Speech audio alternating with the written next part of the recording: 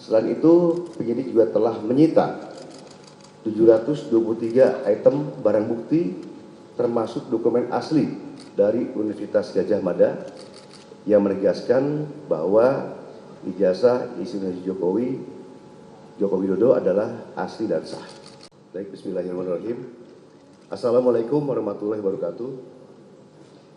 Selamat pagi, salam sejahtera berkah sekalian, Om Swastiastu, Namo Buddhaya, salam kebajikan. Yang saya hormati hadir di sini Pak Wakapolda Metro, Pak Brigjen Dekananto, juga hadir di sini Pak Dirkrim Pak Kombes Iman, serta Pak Kasubdit ya, Pak Akta dengan Humas dan Humas, dan juga seluruh rekan-rekan media sekalian yang saya cintai, saya banggakan. Mungkin langsung saja perlu saya sampaikan di sini bahwa Polda Metro Jaya telah menetapkan 8 orang tersangka dalam perkara pencemaran nama baik, fitnah, dan manipulasi data yang dilaporkan oleh Bapak Insinyur Haji Joko Widodo. Penetapan ini dilakukan setelah melalui proses asistensi dan gelar perkara, di mana proses tersebut melibatkan ahli dan pengawas, baik dari eksternal maupun internal. Untuk ahli yang dilibatkan adalah ahli pidana, ahli ITE, ahli sosiologi hukum, ahli komunikasi sosial, dan ahli bahasa. Itu yang kita minta keterangan sebagai saksi ahli. Selanjutnya perlu kami sampaikan bahwa gelar perkara penetapan tersangka yang dilaksanakan di Direktorat Reserse Kriminal Umum juga melibatkan dari eksternal, ya, dari Wasda, dari Wasidik, ya, Propam, dan juga Bikum, dengan dukungan hasil penyidikan yang komprehensif, ilmiah, dan pemeriksaan berbagai ahli dari bidangnya masing-masing.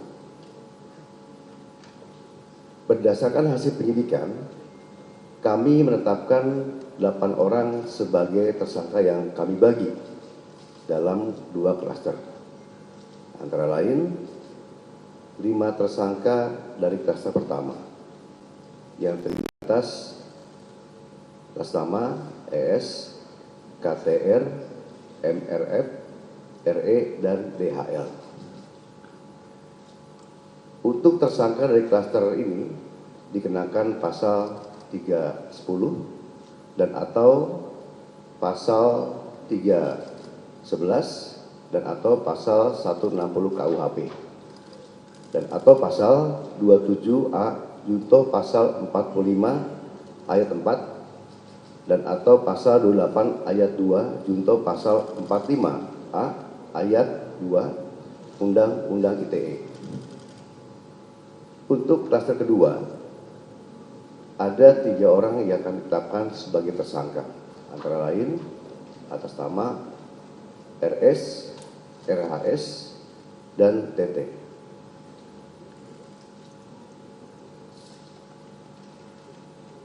Tersangka pada klaster 2 dikenakan pasal 310 dan atau pasal 311 KUHP dan atau pasal 32 ayat 1 junto pasal 48 ayat 1 dan atau pasal 35 junto pasal 51 ayat 1 dan atau pasal 27A junto pasal 45 ayat 4 dan atau pasal 28 ayat 2 junto pasal 45A ayat 2 Undang-Undang ITE.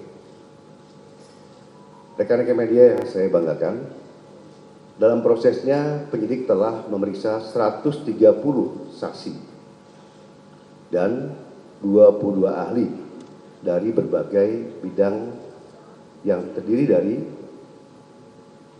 satu, Dewan Pers, kedua, Keterbukaan Informasi Pusat, yang ketiga, Dirjen Peraturan dan Perundang-undangan dari Kemenkumham, yang keempat, Akademisi Digital Forensik, yang kelima, Asosiasi Digital Forensik, yang keenam, Praktisi Digital Forensik, yang ketujuh, Ahli Bahasa Indonesia, yang kedelapan, Ahli Sosiologi Hukum, yang kesembilan, Ahli Psikologi Massa, yang ke-10, Ahli Komunikasi Sosial, yang ke-11, Ahli Anatomi dari UI, yang ke-12, Ahli Hukum ITE, yang ke-13, Ahli Hukum Pidana, yang ke-14, SDM Kesehatan Kemenkes, yang ke-15, Lab Dokumen dan Digital Forensik.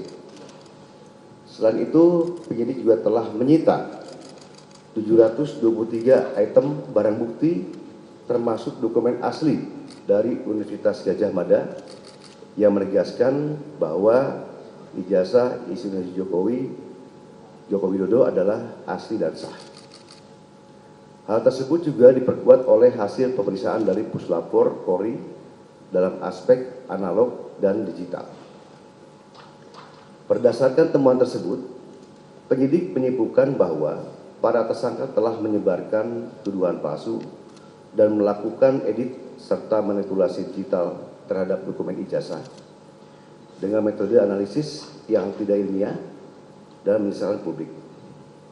Selanjutnya, penyidik akan berkoordinasi dengan Kejaksaan Tinggi DKI Jakarta untuk proses hukum lebih lanjut. Pada kesempatan ini, kami tegaskan bahwa penanganan perkara yang kami lakukan murni proses penegakan hukum.